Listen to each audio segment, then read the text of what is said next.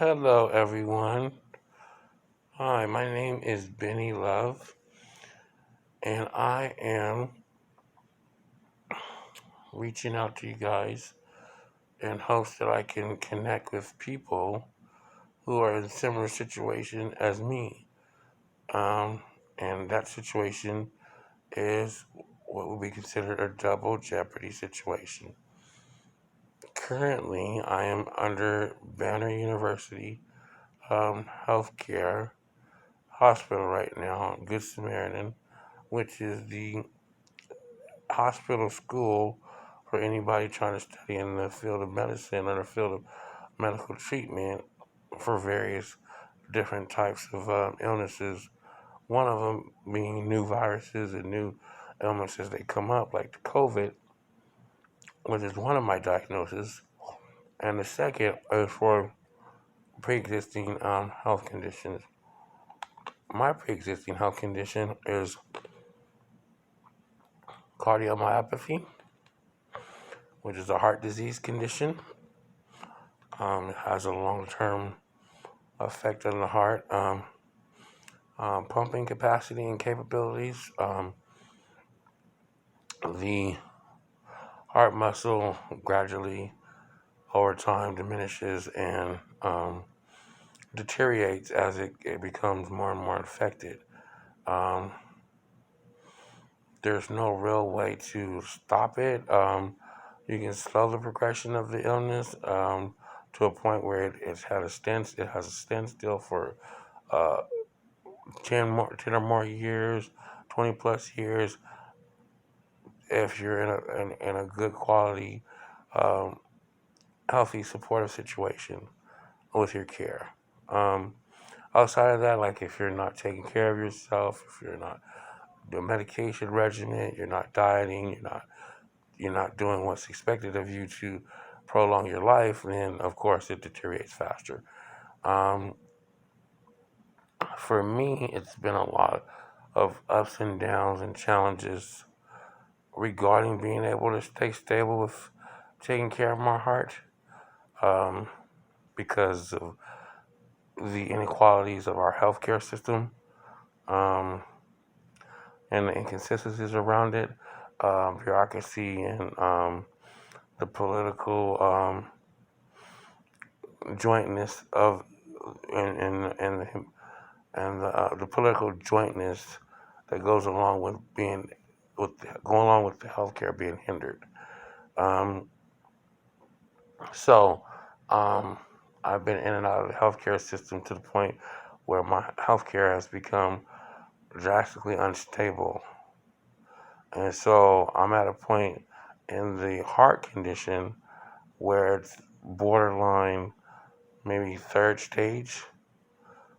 or fourth stage. Um, and it's progressing slowly. I have a lot of issues with like water retention in my legs and stomach and things of that nature to where it slows down my progress in being able to improve. And now with the added new coronavirus diagnosis, which is an immediate attack on the lungs, which is vital for um, heart improvement. If your lungs are good, your lungs are vital for heart improvement. So my lungs are being attacked by the coronavirus to the point where they can blood clot. A blood clot can develop in the lung and wreak havoc and cause a lot more complications for me to get better. So I'm opening up to you guys, not even knowing anybody from Adam, because I'm trying to start a human connection coalition group that supports um, being brutally honest with ourselves and with each other and with this and with how we see the world, how the world sees us. Um, so I named the show Brutally Honest that I'm trying to put together. It's not necessarily a show, but it's more of like a talking platform or speaking platform that I want to generate from this, to where people can come on my YouTube page and I can go live at times, and they can connect with me live.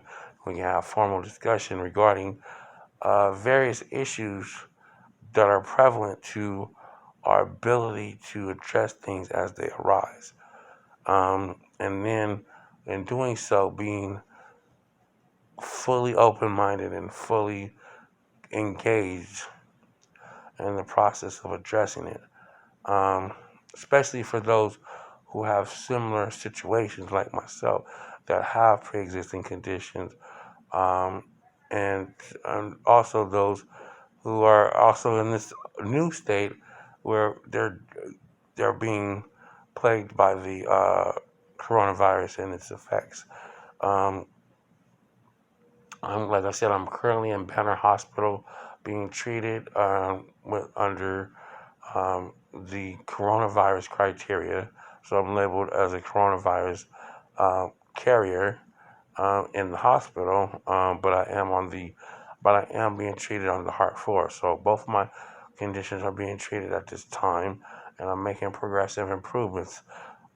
Most likely will be discharged tomorrow from the hospital, and then being discharged,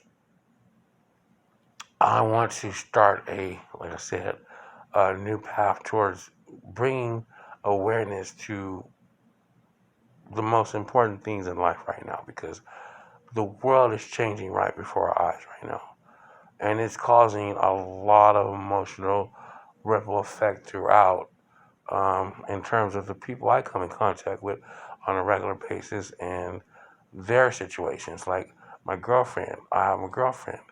She is currently at home and dealing with the coronavirus. She's affected by the coronavirus. She's currently at home doing home health treatment to overcome the coronavirus, but also utilizing community resources because she's out of the healthcare loop. She can't get in the healthcare loop because she's an independent person who has working capacity and has been shifted around with her employment based off the coronavirus, um, determining her work status. So a lot of her challenges come from losing her job, picking her job back up, losing her job again, and now she's in a situation where she's employed but under unemployment, not being held back from coming to work until she quarantined for 14 days and whatnot. But she's missing work, and it's affecting the our economic status and what have you, our abilities to be independent and take care of ourselves. Same with me. I'm in a somewhat of a different situation. I'm under disability through Social Security and receiving Social Security benefits as a result of my previous employment tenure. Like I worked for uh, basically 25 plus years, and United Healthcare and my healthcare in general helped me to plug into my Social Security earlier to where I can get a diagnosis under being a disabled person and collect on my Social Security benefits early, because with my heart being as damaged and depleted as it is, I'm not in a position to do a whole lot of jobs that I was able to do before my heart went into the myopathy phases of its health. And so um, that basically sums up my kind of situation. So my housing is subsidized and it's covered by my health care and all this different stuff. So I don't have a lot of worries in terms of my stability, in terms of my housing. I do have worries in terms of my income because it's fixed, and it makes it challenging for me to kind of live the kind of life I want to live versus the kind of life I have to live based off my budgeting and my savviness around managing my money. So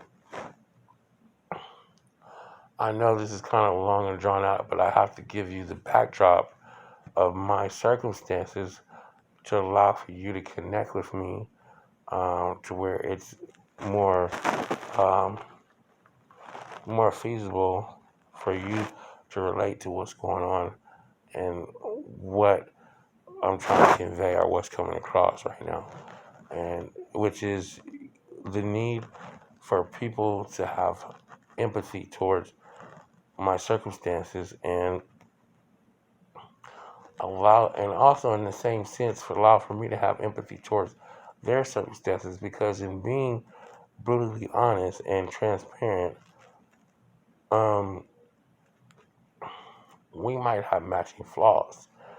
We might have matching circumstances that put us in a relatable situation where us being together in some form of like collaboration or partnership will allow us to become strong as a result of mutually relating. So, in a sense, I'm reaching out to people who are stronger than me, but then I'm also reaching out to people that I can be strong for at the same time. Even in my circumstances, I still have so much to offer and so much to give. I've been my tenure as in working. I can give you a little background on me in terms of my work history, which help furthers your connection to me. I have been a counselor um, for the state of Arizona under my work class for plus uh, 8+ years. I was counseling to senior population, youth population, um, mental health disability population, psychiatric transitional care population, homeless population. Um, you know, um, let's see. I've also worked in services where caretaker, um, mentoring. Um, I've done independent counseling. Had I have my own independent counseling firm at one point, where I was counseling to individuals on a pro bono independent basis, um, under my state certification. I'm state certified, uh, lifetime state certified as a mental health counselor for the state of Arizona.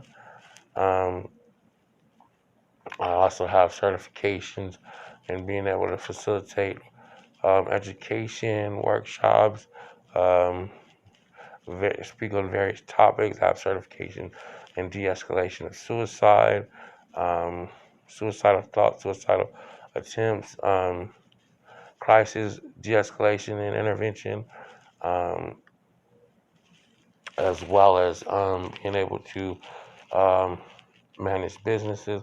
I've had worked heavily within different struggling environments such as the Roosevelt School District. At the time, they were going through, when I was under that umbrella, they were going through a lot in terms of their reputation to be able to educate, where a lot of charter schools were propping up as an alternative to the Roosevelt School District, and children were being fanned out to these various charter schools and guidance-based schools, are independent-based schools where you learn independently through the computer, not necessarily under teacher settings where you're in a classroom or what have you. It's more about that, the way of the world is now where everything's done online. So I was a guidance counselor through the charter system.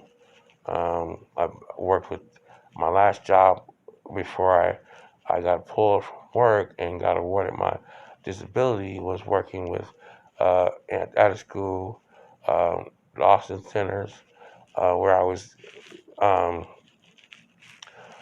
teacher aid support for autism, kids with autism, um, and behaviors, nonverbal versus verbal, more hands-on versus more auditorial versus more visual depending on the learning curve, things of that nature.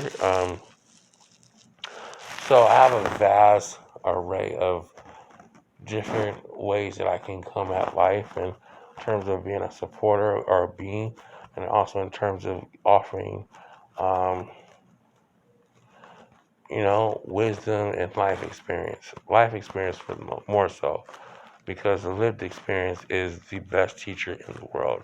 Mistakes are the best teachers in the world. Um, Flaws are the best teachers in the world.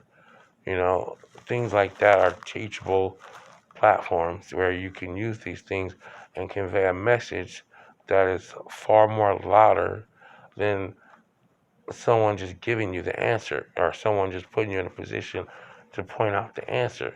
It's more about the seeking process for the answer than it is actually finding the answer. Because you find more answers to your life along the way of trying to figure out what you want to do with your life versus just having a straight and narrow path that guides you directly to a purpose. So, again, like I've been in different settings where I've owned my own businesses, women empowerment, everything you can, pretty a lot. I've done a lot in my 40-year lifespan here. I just made 40, so I'm fairly young with all this different heavy kind of um, health concern and health, um, health needs right now. I know this. I've been told this over numerous times. So I'm like in this mindset where I feel as though I have enough youth to me to be able to continue to move forward in helping people, but also I have enough wisdom that supports me being able to know when I need help or when I need to step back or when I need to find somebody as strong as me or stronger to keep me on the straight and narrow because um, in those situations I have to be more honest with myself than ever because I have to know my limitations and you have to know yours. So um, I say all this to say this one thing. If you identify with the need to be honest in your life with yourself and with other people, you might be denying, or they might be denying you, or that you need to get a message across to, but don't necessarily know the right approach, or if you feel like um, your life has more meaning when it's being shared and allowed for other people to come into exposure to, then you are the perfect candidate for being a part of this um, new movement I'm trying to drum up as far as the being brutally honest with yourself and brutally honest with your life about your life because life itself is the best teacher that you could possibly be and best teacher to teach you because there's no restrictions, there's no um, complexities that limit where you can go with the concepts and where you can go with the ideologies that come from all of your experience, all of your culminated experience, you know, everything that you've cultivated in your life, everything that I've cultivated in my life. And when we have that shared experience of sharing what we've culminated together, even though it started off separately as individuals, when we bring it together, it becomes a collage of power and structure and capacity for change. Because again, it pushes forward and it pushes against the the standard conventional methods or the standard conventional idea of society as it stands today. But society as it stands today is crumbling as a result of only being able to stand in that one space of just having that one idea. You see what I'm saying? Like the society we live in is has tunnel vision, and it's like a society that is driven on numbers and statistics and policy and words and like previous visions of constitutional guidance, and it's stuck in its ways. It's substandard social engagement.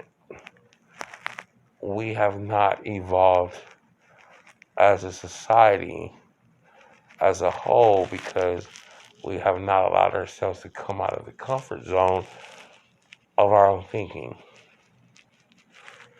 And what I mean by that is that we have not allowed ourselves to take risks and sit with the discomfort of being uncomfortable and allowing for that process to give us growing pains that allow for us to again evolve because we need right now at this point an evolution to occur. And you can see the power struggles that are going on in today's society where evolution is trying to emerge, but again, society is trying to suppress the emerging of the new society that would upspring if it was just allowed to happen. So with all that being said, I'm being brutally honest about how I feel. And when I say that because we have to identify where the honesty and where the brutalness of the honesty has to come from. And it has to come from the way we feel, not from the way we think, and not from what we do, but from the way we feel about the things that we want to do, and the way we feel about the things that are happening around us. So some part of it is emotional, part of it is environmental, and the other part of it is having having some form of vision and being able to project emotionally. And this is what we call emotional intelligence. Emotional intelligence is our ability to allow our feelings to guide some of the process of our doing and our thinking, to be more open and um, be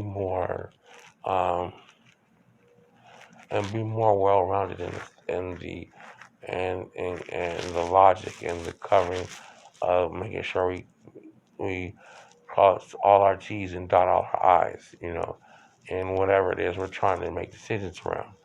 So it helps us to make more well-rounded decisions. It helps us to have stronger world views, and it allows for us to be able to move in a space that is deeper than just what's on the surface and what's conscious, what's plaguing our conscious mind. Because our conscious mind is everything that we see, everything we allow ourselves to be exposed to, people, places, and things, in terms of the immediate gratifications, instant indulgence, things of that nature. All those things are conscious based, whereas emotional intelligence is subconscious, and it allows us to think deeper into every aspect of those things I just mentioned, where we make a more informed decision because we don't allow ourselves to be rushed into that decision as a reaction, but we allow ourselves to be in the processing of that decision in the response. See, our emotional intelligence dictates our response to things as they occur, or as they beginning to occur, or as we want them to occur.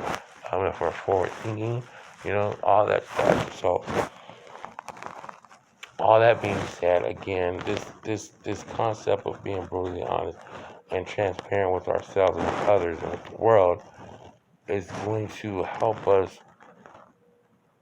illuminate and become more bright in a sense that supports us being seen, heard, our actions being taken more serious, and allowing for us to be at peace with what's going on with us. Like you have no idea how much satisfaction can come from the gratitude of helping someone else. Like being grateful to helping someone else be who they want to be is f- infinitely, phenomenally the best feeling in the world because it's a shared experience. You get the reward of knowing that you had something to do with someone else's evolution. So you're a part of that creation. That makes you a part of that creation. So in a sense, you get a piece of yourself back because you created this add-on piece from someone else's life to add to your life and make your life have a lot more fulfillment from it because you might be feeling like there's an empty space or there's a void. You can fill in the void of a loss of a complete human being by going into somebody else's life, helping them fill a void in their life. It's transparency again, um, and that's what that means. It means being able to inherently um, move your emotions into off to the side to allow for somebody else's emotions to be in replacement of where you moved your emotions from and forget some type of fulfillment and then give it right back. That's the other piece to it is being able to give it right back. The gratitude. Anything that you get, you don't keep. It's not meant for you to have. It's only meant to pass through. You're only meant to be a flow system to this world. Like things, you go through things. We go through things. We put ourselves in situations where people cycle through us to get what they need in order to grow. And if we are participatory in that process, then um, it's like we get fulfillment from that too, because we're getting filled up in the beginning stages of the process. So we're getting what we need in the first. We're getting what we need first, and then the person ultimately that you're helping gets what they need in the end. But we're getting what we need first. We're making connection. We're feeling value because they're trusting in us to be. They're trusting us to guide them in whatever way we mutually collaborate on. Because it has to be mutual connection. It starts off with you finding the invitation that allows for you to connect with that person, and then allowing for that invitation to blossom into a relationship that is mutual in the moment. And you guys have shared experience in that part.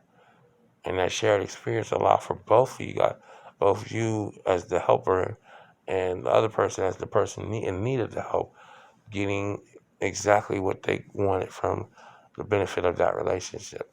And then at the tail end, of course, you take responsibility in supporting the decisions that the person who is in need of help is making around helping themselves.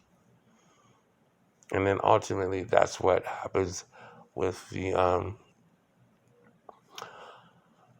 being brutally honest connection and transparency connection that occurs organically. It occurs organically. So it's like, I want to create this process. I want to put this process in like a patent form at some point.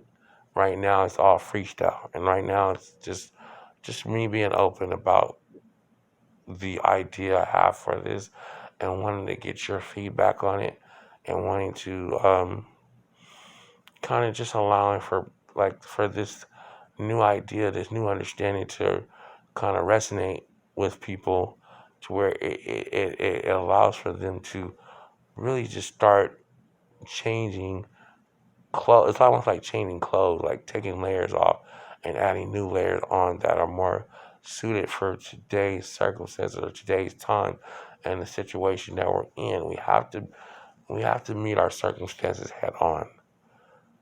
right now we're lagging behind our circumstances, and our circumstances is dictating to us how we're supposed to live, when we are supposed to be dictating our circumstances and how we're supposed to live. So there's no challenge too big. This coronavirus thing, it seems huge on the surface, but really is, again, it's all based off the fact that we identify with propaganda and media and leadership in terms of government and bureaucracy in terms of numbers and facts and statistics and things of that nature that don't give us a human element to gravitate to. It all is all mechanics. It's all really just fundamental, and it's not subjectable. It's not subjectable. It's not sublime. It's not giving us more than that. It's giving just enough to feel as though we have some degree of control, but not enough to be in control. And that's the issue. That's the issue with society. Society stigmatizes itself hard enough to allow only for just enough enough to just feel like it's like we're in control or we're not. Like we can go out, like the feeling of being able to go out and go to a grocery store and buy the food you want to buy gives you a little sense of gratification from society because you feel like you're in control of what you're eating, or you can be in control of what you eat. But that's not the case because there's a separate entity or a separate institution or infrastructure that is dictating what you can and can't eat from the storefronts. So you can go in those storefronts all day and shop until you blue in the face. But then at the same time, there at any given time there is an institution that can reach in and take away the trust that you have for that storefront by saying the product is spoiled, or it has some type of the meat is spoiled, or it has some type of the meat has some type of contamination to it, and now you're in a panic because you relied on that store to have that meat available to you that you wanted to go out and buy at some point that you never got around to doing. But now you can't do it because now they've put a scare tactic. They put a clause on it. Now you're feeling like there's no trust. You can't be that situation wasn't an honest situation for you to put your trust into. See what I'm saying? So now there's never really a sense of ultimate control until you put more into your ability to be uncomfortable with things as they are for right now. Um, Again, with using the virus as an example, it is very uncomfortable to be in this new society where the COVID virus is the plaguing situation. That's all that's being talked about and everything like that. But if you're still breathing, if you're still living, if you're still in a place where you can make decisions for yourself, then you can choose to identify with what aspects of this whole new society you want to identify with and steer clear of the ones you don't want to identify with. You don't want to identify with getting sick, don't put any energy into your belief system around this being a plague or the coronavirus being the ruling factor. Put more of that into yourself. Pour more of that back into yourself, and allow for yourself to be the driving force behind your own life as an individual. You know what I'm saying? So see, that's what I'm talking about. So I'm gonna kind of segue from it for right now, but this is just the first of many segments that I'm gonna be trying to introduce to you guys in terms of the understanding that I have and the understanding that I feel we should have more so as a society, because it allows for us to be more teachable, for one, and not so rigid in the ideas that society forces down our throat. And also, it allows for us to um, connect. The biggest thing and the best thing that we can do right now as a society is to connect with each other, build collaboration in every aspect of society, like business, economic, social, all these different ways that we've been connecting, but looking at them, how can we modify them? How can we change them to make it more suitable to the situation or circumstances we're under right now? Like, they're putting so much emphasis on being online and having the online be like the ruling factor for how this new era is going to emerge from all that it's going through right now. No, there should be options. There should be some form of risk associated with every aspect of society. Like, we still should be coming together in social groups. Social groups, like social clubs, more so is what what I would change from it being social group to social clubs, to where we connect on the things that we are relatable to and that are familiar to us. Like, if we have common ground on health issues, then we should connect as a social club in social, little small social pockets. I'm not saying gather in large masses and do all this stuff, but social groups. I'll give you the example: 10 or more people, we can do the 6 feet spacing. If that's whatever, 10 more people come together in collaboration with whatever resources they have and they've acquired along their life to bring to the table to strengthen a small movement of people to be able to help other people. How do we get to a place where we can come together, 10 people, for example? I have resources for food. She has resources for clothes. He has resources for um, being able to get small gigs and jobs for youth to be able to work. Um, Him over here, he has access to a radio station or a full-fledged studio, for example. I have a full-fledged studio that I'm under contract with right now, recording studio. I can release records, I can record, I can produce all this different stuff. I even have an opportunity to get you trained under a workshop class that supports you learning how to engineer and produce.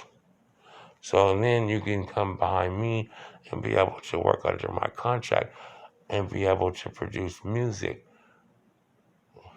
and produce, other platforms. You can produce, we can produce speaking CDs, talking point CDs, where people get on a track and talk about things that are important to them, and produce that track as a audio track and put it on a press CD or what have you, or an MP3 press or WAV file, or however you want to do it, and then submit it somewhere, put it out there somewhere for other people to hear, for the exposure piece. Once you have that exposure out there, and once it's out there, it's out there. And so you are always going to be connected to wherever that exposure went, and so now you're able to feel like you've contributed something. These, like, memoirs, people make memoirs, people make legacies, people might want to do an audio, might want to do an audio book. You can do an audio book through a studio. You don't necessarily have to record music, but the resources there if you wanted to. There's a lot of different ways we can go about connecting and building up exposure, because that's where we lack. especially in the black community. We lack exposure.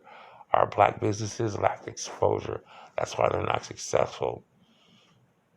In other spaces, we need to learn how to uh, become more progressively practical. But that's a whole nother subject I don't want to get into. Um, I don't want to get into. I don't want to get into that. Um, so that's a whole nother issue I'm not going to get into right now. My nurse just came in wanting to just talk to me right now, so I'm gonna at this point I'm gonna pause the videography for right now and um, holler at you guys later. But really think about what I just said, because there's a lot in that.